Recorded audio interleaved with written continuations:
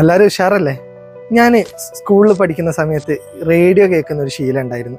അതിൽ ആകാശവാണിയിൽ കേട്ടോണ്ടിരുന്ന ഒരു പരസ്യമാണ്, നിങ്ങളുടെ സേവനമോ സ്ഥാപനമോ അതെത്ര വലുതോ ചെറുതോ ആകട്ടെ, നിങ്ങളുടെ ബജറ്റിന് ഇണങ്ങുന്ന പരസ്യ പാക്കേജുകൾ ആകാശവാണിക്ക് ഉണ്ടെന്നുള്ളത്. അതിൽ നിന്ന് ഉണ്ടായ ഒരു ചിന്തയാണ്, നമ്മുടെ കഴിവുകൾ അതെത്ര വലുതോ ചെറുതോ ആവട്ടെ, അതെങ്ങനെ മനുഷ്യരുടെ നന്മയ്ക്ക് വേണ്ടി ഉപയോഗിക്കുന്നുള്ളതിലാണ് കാര്യം. ഒരു ഉദാഹരണം പറഞ്ഞാൽ, മുമ്പൊരു കുഞ്ഞിന് വേണ്ടി നമ്മൾ ഒരു 33 കോടിയോളം രൂപ ക്ലൗഡ് ഫണ്ട് ചെയ്തിരുന്നു.